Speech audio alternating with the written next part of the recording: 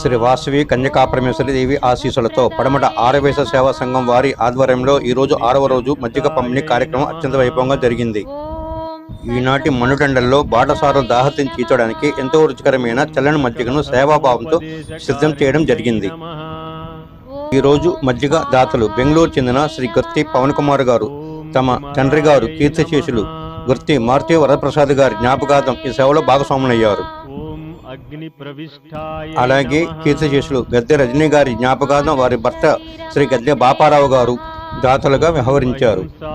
పడమట MG road Sonovision సమీపంలో జరిగిన ఈ కార్యక్రమానికి ప్రజల నుండి విశేష స్పందన లభించింది. ఈ పవిత్ర కార్యం చేసిన దాతలకు వారి కుటుంబ సభ్యులకు ఆ వాసవి కన్యకాపరమేశ్వరి అమ్మవారి ఆశీస్సులు ఎల్లప్పుడూ ఉండాలని మనస్ఫూర్తిగా కోరుకుంటున్నాము. మజ్జిగ దాత సుఖీభవ.